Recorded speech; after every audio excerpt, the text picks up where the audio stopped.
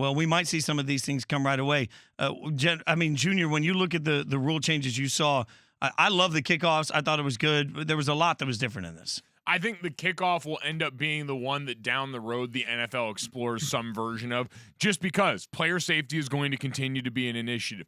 That play takes all of the worst parts out of the kickoff and still gives you a viable chance for a return in a way, because that's what you're trying to protect, right? In the NFL, what do we always glamorize? You know, the flash bulbs going off at the start of the Super Bowl, the opening kickoff, the chance for some sort of Devin Hester-like moment and all that. And that's been taken out of it, and understandably so. I think this has a chance to actually give you back some more returns. So here's the difference. In the NFL, you're talking about 10 years ago, 76% of kickoffs were returned through the first month of the games. 76 returned about 10 years ago. Now, basically 75% are touchbacks. Are touch. So you are losing that part of the game. You're losing the return. And, I mean, to that end, this feels like a more viable. And it felt like returns were – because everybody's in such close proximity, you're one missed tackle or one nice lane away from breaking something. Here's what you're going to need to see on before we do the quick, let's put it in. But I do like it. I absolutely like the kickoff. What is the whole reason the NFL has done what they've done at the kickoff? Safety. So you need to wait and see, get some kind of sample size over the season on what if there are injuries on this type of kickoff. I just think like commonsensically there are going to be far fewer. I agree. I absolutely agree with you. But you're also going to have a return every single time, which means you have the possibility of injury every single time. They've taken that out in the NFL by having touchbacks all the time. Now, I think players would rather there be a play unless you're on a kickoff return team in the old days where the wedge guy would just come and bust you. Now it's basically, they don't. And I think Bob Stoops called it's an extended zone blocking play. It's like running outside zone on there that you're going to do a bunch of times in a game with smaller bodies. I love it. I love the way they do the kickoff. You're not going to get those monster hits anymore. You're right, Jason. You're still going to get a kickoff return, and you bust through that first line, you got a good shot, going all the way. I think basically, again, these are all stats we're going to get.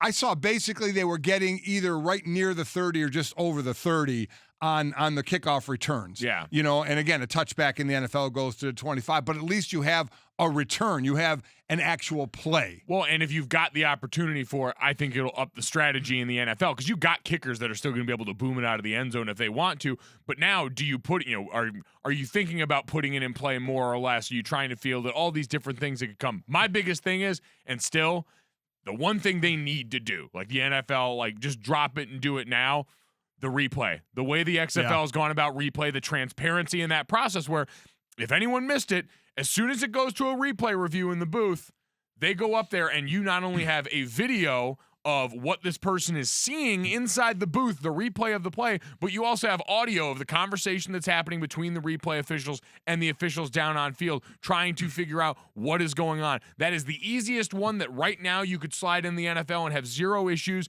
and I think it'd be the one that's the most effective in all this, because that's one of the main criticisms throughout the NFL season every year is the review process. What were people thinking? Major calls that have an impact on the outcome of the game, where the officials take the brunt of the blow after the fact, and sometimes understandably so. You can say it's protecting them. I think exposure always creates awareness, and it creates a little bit of sympathy. And Jason, you said it. Yeah, we need to get to your explanation. I thought your thing was. You think you made you more sympathetic towards the officials. We need to get to that. There was a play where it looked like he caught it and then fumbled, and I saw the replay. I'm like, oh, that's clear, and that's what we all do. Like, this one's easy. Then you actually watched the replay happen, and as he's using his little controller, and he's game controller. I mean, how cool is that? But he was going through, and he's like, you know what? This is, I don't. And then he watched. He said, I see 1 foot, 2 foot. Is that a football move? As I watched him go through the process, I at least looked at it, and because I understood how he went through the process, suddenly I was like, oh, okay. I respectfully disagree, but I get where you're coming from. I found myself more disarmed in the process of disagreeing with him because I actually saw him go through it. And it's like in our minds, we just sort of have it that they look at it, they're like, nope, done. But he looked at it, struggled with it, obviously struggled with it, was at a loss for words, and there was like, it has to stand because I can't find the evidence. A lot more to break down with this. There were a lot of good things involved. Really quickly, the total attendance for the XFL games was, for 4 games, was 69,818, and the same thing for AAF 4 games in their week 1. They were, about 7,000 more, 76,000. So the AAF had a few more fans. AAF was it was in non-NFL markets except for NFL. XFL has all NFL markets, so the size of stadium. Again, they had a few more. I'll keep saying this. The AAF started out well as well. They did. They flat out did. And to me, I'll continue to say the most important thing is the opportunity these guys are getting, because I think about 42 AAF guys got a chance at the next level. I'm not sure how many stuck with rosters, but they got a chance, and that's still the most important thing to me. But there are some fun variations that the XFL is using. Thanks for watching ESPN on YouTube, and for more sports highlights and analysis, be sure to download the ESPN app. And for premium content plus live streaming, make sure to subscribe to ESPN Player.